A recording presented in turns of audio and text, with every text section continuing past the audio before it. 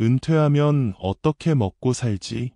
연금으로는 부족할 텐데, 노후 자금을 얼마나 모아야 하나? 대부분 은퇴를 앞둔 사람들이 가장 먼저 하는 걱정이 바로 돈입니다. 월급이 끊기면 생활비가 걱정되는 건 당연하죠. 하지만 정말 돈만 있으면 행복한 노후가 보장될까요? 수많은 은퇴자를 만나며 깨달은 점이 있습니다.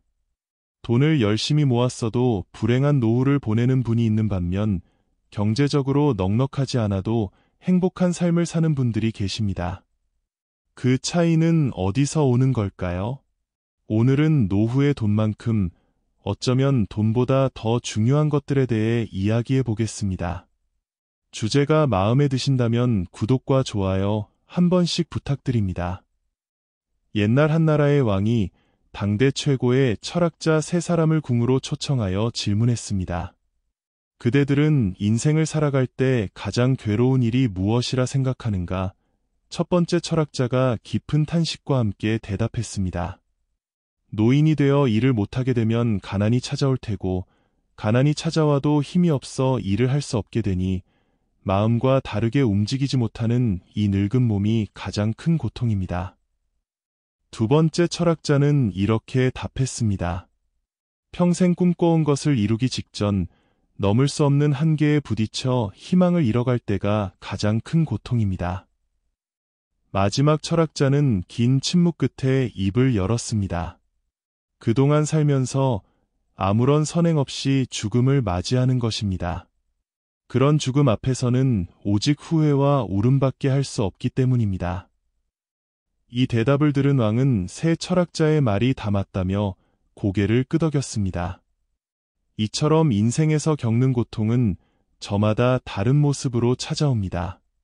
그러나 여기서 주목해야 할 것이 있습니다.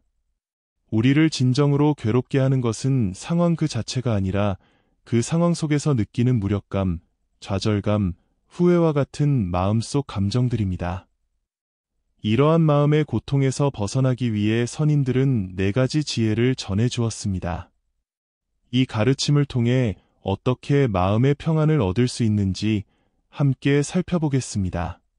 첫째, 원증회고입니다. 인생을 살다 보면 미운 사람, 싫은 것, 원치 않는 일을 반드시 마주하게 됩니다. 마치 운명처럼 원수와 다시 만나고 아픔을 준 사람과 재회하며 보기 싫은 사람과도 부득이하게 마주치게 됩니다. 가난과 불행, 병고와 이별, 그리고 죽음, 내가 피하고 싶은 모든 것들이 우리 삶에 찾아옵니다. 세상은 끊임없이 돌고 돕니다. 우리 역시 자연의 일부이기에 이러한 순환의 흐름을 피해갈 수 없습니다. 이것이 바로 인생의 순리입니다. 지혜로운 이는 이를 순리로 받아들여 유연히 대처하지만 어리석은 이는 이 파도에 휩쓸려 스스로를 괴롭게 만듭니다. 그러므로 늘 마음을 비우고 베푸는 자세로 살아가야 합니다. 둘째, 회자정리입니다. 만남이 있으면 반드시 헤어짐이 따릅니다. 이는 천지자연의 이치이자 피할 수 없는 진리입니다. 사랑하는 사람도, 일가 친척도, 남편과 아내도, 자식들도, 그토록 애지중지하던 명예와 부귀영화도 언젠가는 모두 우리 곁을 떠나갑니다. 인생이란 끊임없이 흐르는 강물과 같습니다. 매달리고 집착하고 놓지 못하는 마음이 괴로움의 근원이자 만병의 시작이 됩니다. 그러므로 마음을 새털같이 가볍게 하는 비움의 지혜가 필요합니다. 셋째, 재행무상입니다. 태어난 것은 반드시 죽고 형태가 있는 것은 반드시 사라집니다. 이것이 우주의 섭리입니다. 나도 반드시 죽는다는 진실을 받아들이고 살아가야 합니다. 죽음을 대하는 마음은 나이에 따라 다릅니다. 청년에게 죽음은 먼 나라 이야기처럼 느껴지고 자신과는 상관없는 일이라 여기지만 노인에게 죽음은 버스 정류장에서 차를 기다리는 것과 같습니다. 종교도, 부모도, 배우자도 그 누구도 이 길을 대신 가거나 함께 갈 수 없습니다. 그러므로 하루하루를 소중히 여기며 후회 없는 삶을 사는 것, 이것이 죽음의 두려움을 이기는 유일한 길입니다. 넷째, 구부듣고 누구나 구하고자 하고 얻고자 하며 성공하고자 하고 행복해지고자 합니다. 하지만 세상살이가 그리 녹록지 않아 마음먹은 대로 모든 것이 이루어진다면 얼마나 좋겠습니까? 모든 것은 한계가 있는데 사람의 욕심은 끝이 없어 마치 밑빠진 독에 물을 붓는 것과도 같습니다. 그러므로 욕심으로 가득 찬 마음을 조금씩 비워가야 합니다. 덜어내고 가벼워질 때 진정한 만족과 기쁨이 찾아옵니다. 나이는 마치 그림자가 형체를 따르는 것처럼 자연스러운 이치입니다. 이러한 네 가지 지혜는 참으로 귀중한 가르침입니다. 하지만 알기는 쉬운데 실천하기가 참 어렵죠. 이해하는 것과 실천하는 것은 전혀 다른 문제니까요. 옛 스승님들은 이런 말씀을 하셨습니다. 아무리 좋은 진리를 담은 책이라도 마음이 흔들리면 눈에 초점이 맞지 않아 볼 수 없다. 더구나 초점 그 자체까지도 진리가 아닌 욕망이라면 혼란스러움이 오죽하겠는가. 마음은 물과 같아서 고요할 때는 만물을 비추지만 흔들리면 아무것도 비추지 못합니다. 왜 우리 자식은 저 집 자식만 못할까? 다른 사람들은 다 잘 사는 것 같은데 왜 나만 이렇게 외롭고 초라하지? 이런 생각들이 우리 마음을 흔들 때는 아무리 좋은 가르침도 마음에 와닿지 않습니다. 특히 나이가 들수록 이런 마음의 흔들림이 더 커지기도 합니다. 왜냐하면 젊었을 때는 바쁘게 살면서 느끼지 못했던 것들이 시간적 여유가 생기니 더 다가오기 때문입니다. 하지만 여러분, 잠시 생각해 보세요. 흔들리는 물이 다시 맑아지려면 어떻게 해야 할까요? 그저 가만히 두면 됩니다. 시간이 지나면 자연스럽게 물이 잔잔해지고 다시 맑아지는 것처럼 우리의 마음도 마찬가지입니다. 욕심과 비교의 마음이 일어날 때 그것을 억지로 없애려 하지 마세요. 그저 그 마음을 잠시 바라보세요. 아, 내 마음이 또 흔들리고 있구나. 이렇게 알아차리는 것만으로도 절반은 성공입니다. 인간이기에 때로는 욕심에 흔들리고 비교의 마음에 시달리는 것이 당연합니다. 진정한 지혜는 그런 내 마음의 흔들림을 있는 그대로 인정하고 받아들이는 것에서 시작됩니다. 이것이 노후의 돈보다 더 중요한 한 가지입니다. 특히 은퇴 후에는 자산이 줄어드는 것을 받아들일 수 있는 마음가짐이 중요합니다. 여러분, 한번 생각해 보세요. 우리는 수십 년 동안 월급날이면 어김없이 들어오는 일정한 수입이 있었고 그 수입에 맞춰 생활하며 지내왔습니다. 그런데 은퇴하고 나면 어떻게 될까요? 매달 들어오는 건 연금뿐이고 나가는 건 계속되니 자산이 조금씩 줄어들 수밖에 없습니다. 문제는 이때입니다. 자산이 줄어드는 걸 보며 불안해지죠. 앞으로 얼마나 더 살아야 할지도 모르는데 어쩌지? 이런 불안감에 은퇴자들이 가장 많이 하는 행동이 뭔지 아세요? 바로 무리한 재테크입니다. 높은 이자를 준다는 투자나 대박을 약속하는 사업에 뛰어드시는 거죠. 하지만 대부분 더 큰 손실로 이어지는 경우가 많습니다. 그래서 은퇴 전부터 연습이 필요합니다. 자산이 조금씩 줄어들어도 담담하게 받아들일 수 있는 마음의 준비, 그리고 씀씀이를 줄이는 연습도 필요합니다. 두 번째는 시간 관리입니다. 제가 만난 은퇴자분들이 공통으로 하시는 말씀이 있습니다. 직장 다닐 때는 시간이 없어서 못한다고 했는데 정작 시간이 생기니까 더 아무것도 안 하게 되네요. 처음 석 달은 좋았다고 합니다. 그런데 그 다음부터는 시간을 어떻게 보내야 할지 모르겠더라고요. 재미있는 분도 계셨습니다. 월요일은 등산, 화요일은 기원, 수요일은 할인점. 이렇게 요일별로 할 일을 정해 놓으셨습니다. 그런데 한 달만 지나니까 그것도 지겹더랍니다. 심지어 어떤 분은 재산이 넉넉한데도 아파트 경비 일을 시작하셨습니다. 이유를 여쭤보니 대답이 심심해서 못 살겠다고 하시더라고요. 사실 가장 좋은 건 은퇴하지 않고 계속 일하는 겁니다. 일을 하면 시간도 잘 가고 돈도 벌 수 있으니까요. 그래서 은퇴 전에 미리 준비하시는 분들이 있습니다. 제가 아는 어떤 분은 직장 다니면서 도배 기술을 배워두셨다가 지금은 도배로 일거리를 받아서 하고 계십니다. 은퇴하신 분들이 한결같이 하시는 말씀이 있습니다. 나이 들어서 일하려면 기술이 있어야 해요. 젊었을 때는 몸으로 때우면 됐지만 나이 들어 기술이 없으면 일자리 구하기가 정말 어렵더라고요. 만약 돈 받고 하는 일을 찾기 어렵다면 취미를 가지시는 것도 방법입니다. 제가 특히 추천해드리고 싶은 게 텃밭 가꾸기입니다. 나이가 들수록 자연과 가까이 지내고 싶은 마음이 드시죠?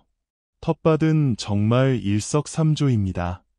심심할 틈 없이 시간을 보내고 자연과 함께하니 건강에도 좋고 거기다 상추, 고추, 호박 같은 채소도 길러 먹을 수 있으니 식비 절약에도 도움이 됩니다. 아니, 아파트 사는데 텃밭이라니요. 요즘은 베란다 텃밭이 대세입니다. 작은 화분 몇 개로도 충분히 시작할 수 있어요. 또 찾아보면 도시 근교에 주말 농장도 있답니다. 그리고 요즘 많은 분이 반려동물을 키우시는데 이것도 정말 좋은 방법입니다.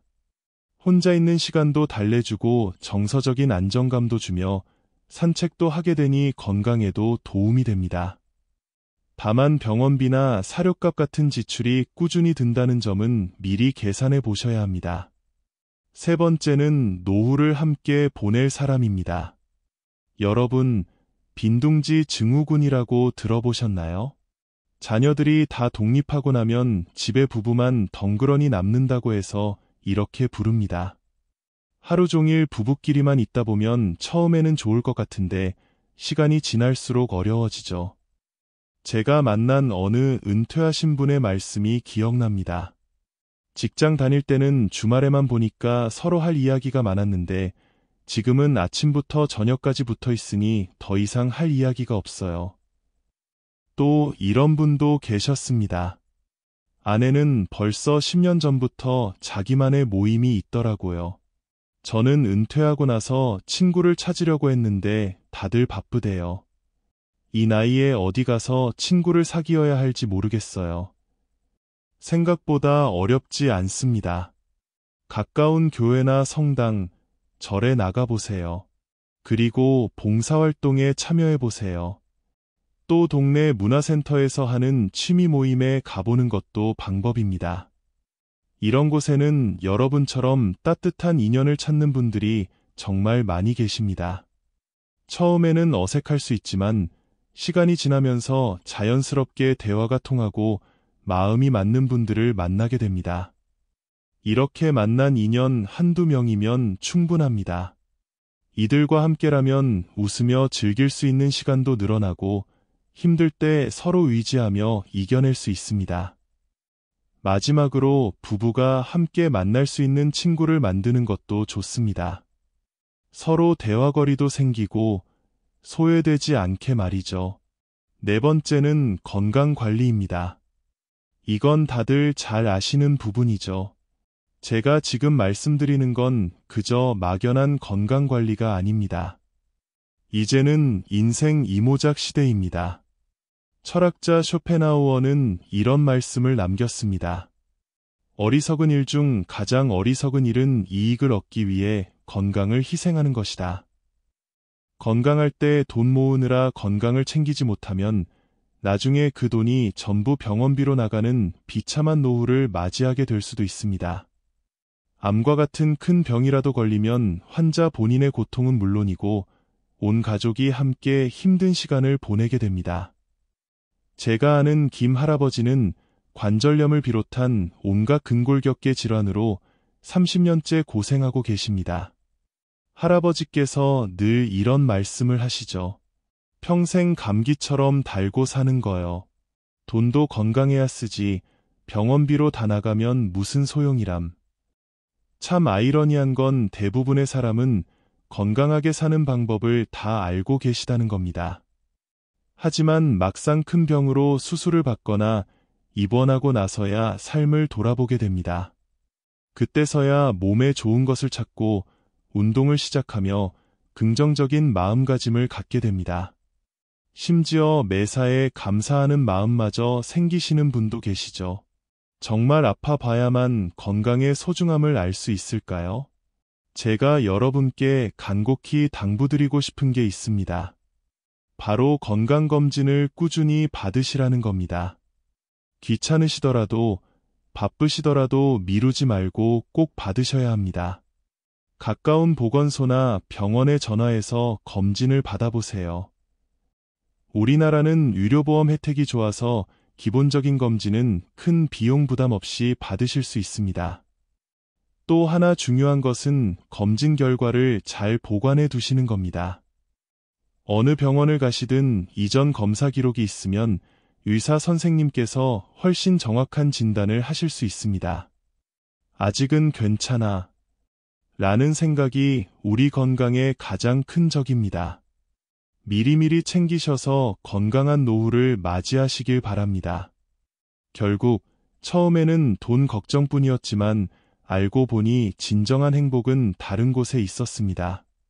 마음의 여유, 의미 있는 시간, 따뜻한 인연, 그리고 건강이라는 4가지가 있다면 우리의 노후는 황금빛 노을처럼 빛날 것입니다.